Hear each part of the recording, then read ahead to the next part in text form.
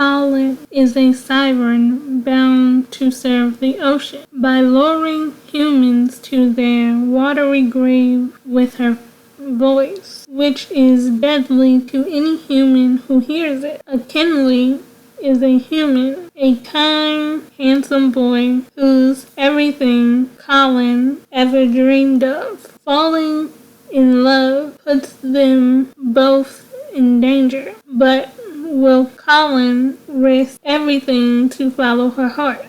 This star-crossed YA romance is sure to captivate readers who grew up loving The Little Mermaid or fans of Jennifer Donnelly, the Waterfire Saga. Hello guys, and welcome back to my channel. I hope you are having a wonderful day. In today's video, we are going to be doing the review for Kiera Cass' book called Siren. I have read Kiera Cass in the past. I have read the first 3 books in the selection series. I do plan on finishing the selection series by the end of the year. There are 3 more books in the selection series, but I was searching through the library for the past couple of weeks and this book kept sticking out to me, so I got it from the library and I read it. This book is a YA romance / fantasy, and this book will give you total Little Mermaid vibe. This book is 352 pages long and it's 7 hours long by audio. So this book starts off with a family on a cruise, and then the boat crashes and everybody's screaming for help and trying to save themselves, and this girl named Kahlen yells out, "I don't want to die," and the ocean saves her, but that comes at a price. And the price of the ocean saving Kahlen is Kahlen being turned into a siren. A siren is sort of kind of a mermaid, but not really. It's a mermaid that sort of works for the ocean by when the ocean calls, it sings, but the singing is deadly to others to lure people to a watery death. And for Kahlen's life to be saved, she has to be turned into a siren. And a siren's job lasts for 100 years. And Kahlen accepts that job so she can live, but the humans in the world don't know she's a siren, and she's lost all her family, and she knows if she spends 100 years as a siren, she will live and then she will go back to being 19, because 19 is when she died on the boat.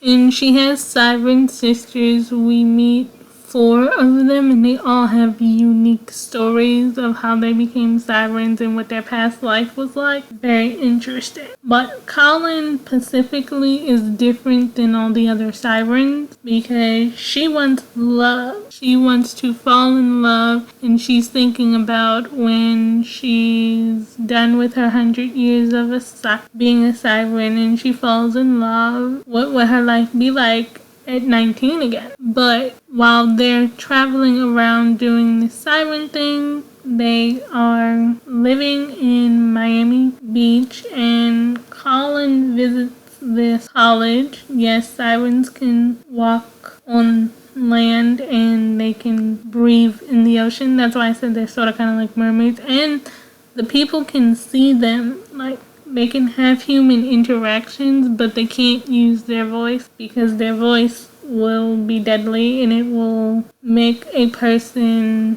go into the ocean. They will be under a spell. She meets this guy named Akinli. He thinks that Kahlen is a mute. He doesn't know that she's a siren, and he finds it fascinating that she uses sign language or ASL to communicate with him because she can't use her voice. And they meet. he wants to take her out on a date. She says no. But then eventually along the lines, they go out on this date. It was a great date, but then Kahlen thinks about her Siren sisters and I can't fall in love with this guy, but even though she already feels these things, she still has 100 years of being a Siren, and her job is to the ocean. The ocean is like her mother now, but she falls for him anyway. And throughout the book, you see them go different places because Kahlen is trying to escape her love. We get introduced to new Sirens as well, but Kahlen's heart keeps pulling her back to Akinli because she left him after their first date. All they did was bake a cake together and have a conversation. He really finds her intriguing. He feels as though this is his soulmate. Their souls are attached by then, but she leaves him. And then eventually she comes back. It's like a push-pull sort of thing. But then something happens to Kahlen when she's with Kiera that makes her speak. And then that's when the spell comes in, because when she speaks, he's automatically lured to the ocean, and the ocean takes him, and she begs for his life to save him. She knows she's made a mistake, and the ocean says, well, I'll save him, but now you have to give me 50 more years of being a Siren. And she's unhappy, but she does it to save him. Because when she started out as a Siren, she was 19, and then she's still gonna be 19, they don't age. But she started out as 19, and then 80 years passed, and she's still 19 when Akinli comes into her life. It's been 80 years later, so she would only have 20 years left of being a Siren. But when she meets him and he gets lured into the ocean gives her 50 more years for being disobedient. So now she has 70 more years when she was down to 20. And she goes back to living her life, doing her job, but she ends up getting sick. And then some more things happen that I will leave, but her sickness is caused by missing her love, and then she finds out that her love is sick. So it's sort of kind of like, because they can't be together, they are sick. So the only way to save themselves is for them to be together. But I find the most interesting character in this book to be the ocean, because the ocean controls it all. She controls the life of the Sirens that the ocean believes in. Yes, I'm talking like the ocean is a person, because the Sirens hear the ocean as if the ocean is a person. She loves them and takes care of them like they are her children, even though she only gets 100 years with them, and then they go off to have a normal life, but they have no memories of ever being a Siren. But the ocean remembers everything, and the ocean has such a deep attachment to the Sirens that she loves them,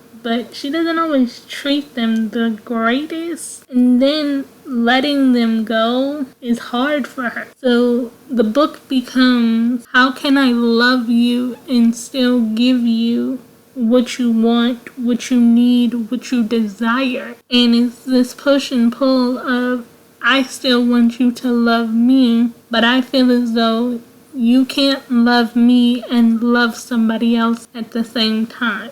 I don't want your love for me to disappear and you forget all about me because you love somebody else. And that is seen time and time again throughout these girls' stories. And some of the Sirens had great childhoods, and some of them had bad childhoods that they are willing to stay a Siren, so they don't care how many rules they break. But in Kahlen's case, she had a loving family, a mom, 2 brothers, and a dad, and she lost them all all. Akinli, he's a human. He had a loving family, but he lost them too because of tragedy, and that's what they relate on without speaking for a majority of the book. They don't speak.